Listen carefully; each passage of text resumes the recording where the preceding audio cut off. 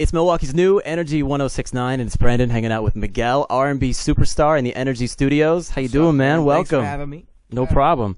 You know, before we talk about your album Kaleidoscope Dream, I want to do a thing I call 10 questions. Okay, let's do it. All right. Sexiest celebrity?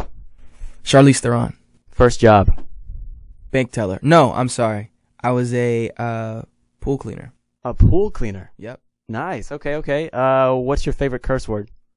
All right. Most important characteristic in a woman?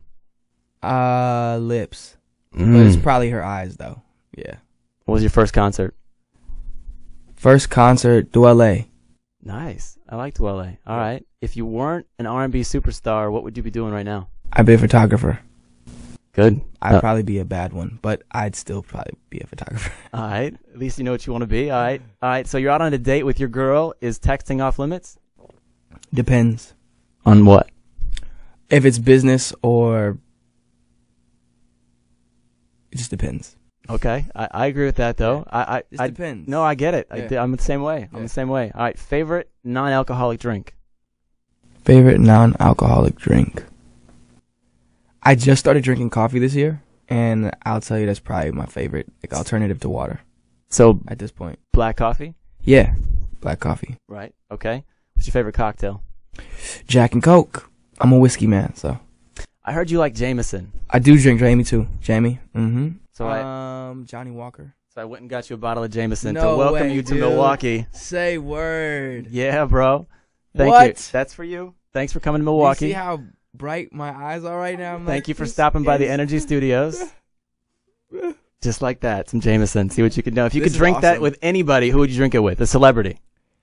Oh, that's tough. One person.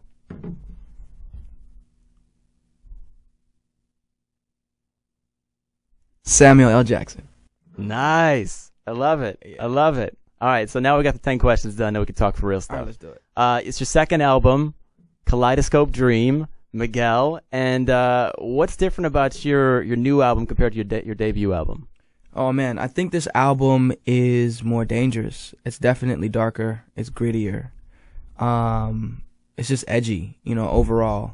I think the purpose of this album for me was to set the tone for the kind of career that I hope to build, Sure. And I took a few risks, especially with the album sonically and the structure of some of the songs. Even the approach is completely different compared to the first album. Whereas Right. the first album, All I Want Is You, is a lot more allegorical and based on like actual events, and situations that I lived through. Sure. With it was like my first three like real loves, my first three girlfriends, and this album is more about describing my life. It was me trying to paint the picture or give the sonic presentation or soundtrack to my lifestyle.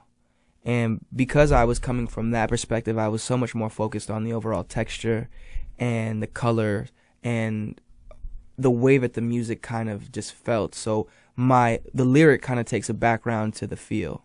I'm more using the lyric as another instrument as opposed to, telling a story. Sure. So do you write all your songs? Absolutely. Every Yeah, single one of them? Absolutely. Yeah, I wrote That's every incredible. song on All I Want Is You, and on this album I wrote every song. With the exception of Use Me, I co-wrote that with Ronnie James, Elle Varner, and Nicole Cave, all good friends of mine. And Where's the Fun in Forever, I co-wrote with Alicia Keys, yeah. Cool. Real cool. Everything else, if I didn't produce it, I co-produced it. If I didn't co-produce it, I played on it. And what is everybody knows Adorn. What's Adorn about? That's the superstar right now. That's the song. Man, it's been a really, really cool experience watching how that song's been connecting, with different audiences. It's been amazing, and I'm really appreciative, excuse me. That song began really in New York. I was getting on a plane. I didn't see my girl in like 2 weeks, and we normally don't let more than a week and a half go without seeing each other. You know what I'm saying? Yeah. And I was on a plane, getting on the plane rather, and I was hearing these chords, and for the past week I had been playing with this word adorn, and I was like, man, it'd be really cool to have a song called Adorn. I don't think anyone's ever used that. And so I had that song just kind of sitting on my brain for a while, and these chords kind of come to me on the plane. I've been missing I've been missing Nas. Her name is Nazanin. Okay. So I finally got home. We spent some time, of course, and you know, these lips can't wait to taste your skin. That's all that the angst. You know, I'm anxious to see her. You know, and these eyes. I'm sorry. And these I can't wait to see that grin or whatever. I'm messing up my own lyrics, but it was all that moment. You know what I'm saying? Sure. Yeah. But the first portion of the song that came was let it dress you down, and you gotta know. I'm thinking about adorn. I'm like, okay, let my love adorn you. Like, how does that work? Like, it would be ill to say like let it clothe you. Like, let me, you know what I'm saying? Let me put it all on. I guess put it all on you. And yeah, man, that's how the song came about. I think all my favorite songs of mine, I'm not the person that write them. They kind of write themselves. I'm just like a vessel. And that's one of those songs, man. Just kind of 2 hours after starting it, it was just completely done, you know? So how does Nas feel about having the song written about her? I mean, that's got to be an amazing feeling, right? That she...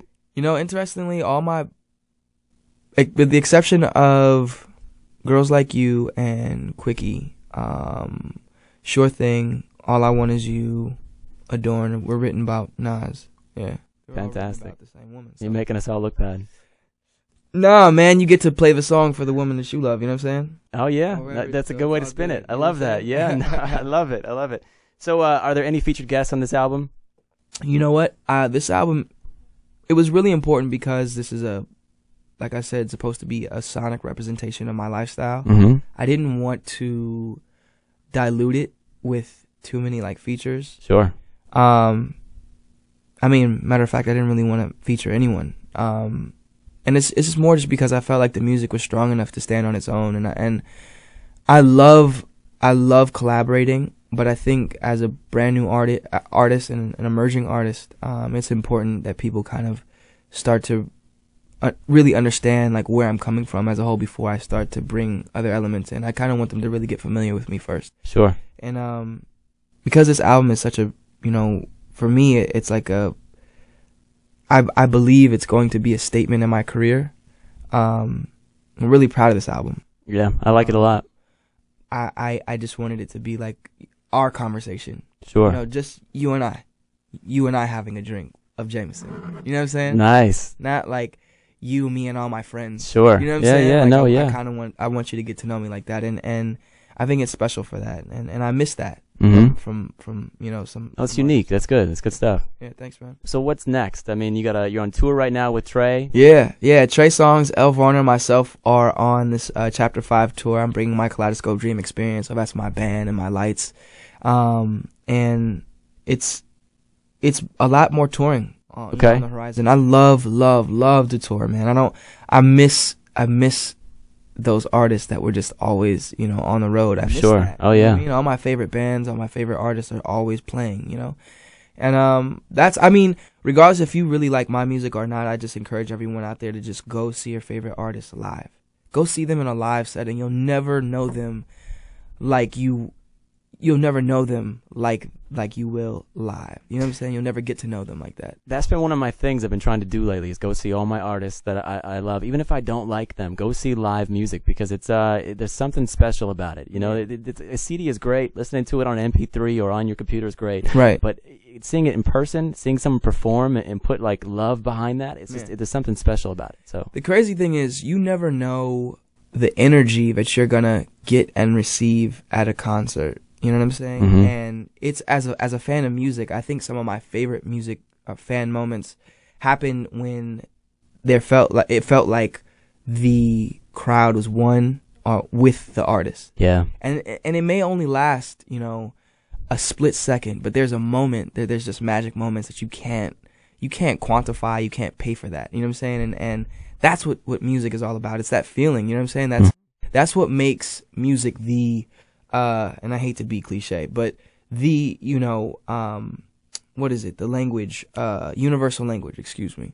It's the universal language because it's really rooted in emotion, and that's what makes us human. That's what separates us from, you know, animals, is the fact that we feel and we can describe and communicate. And despite language barriers or whatever, what have you, you can feel that in the music, and you're only going to get that in a live setting. You know what I'm saying? You'll never experience it any other way. So I encourage people to come see me live, but if not me, see your favorite artist live. So you live. I read that you're going to be out with Alicia on tour in 2013. Yeah.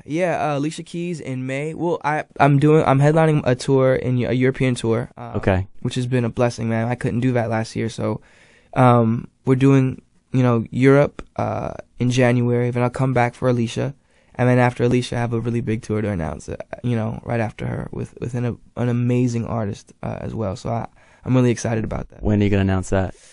I can't say. Okay. But it'll probably be within the next month. Yeah, we'll announce it. I'm All really right. excited about it, man. All right, Miguel. Thank you for stopping by. We'll look for you on tour in 2013 with Alicia. That's right. Come see us live. Can I tell them where to find me online and whatnot? Oh yeah. Whatever you got to say. Go ahead. Cool. To keep up with the latest and greatest, make sure you go to officialmiguel.com, and if you have Twitter or Instagram, you can follow me at Miguel Unlimited. It's really that simple, and I retweet a lot and respond. So I started following you last night, and I found out you crushed your iPhone. Man, yeah, it was one of those Jameson. Show the camera what you did, if you don't mind. Look, yeah, I found this out on Twitter last night. It's the kind of stuff you find out. Yeah, this is no good. See, Spider-Man phone. Yeah.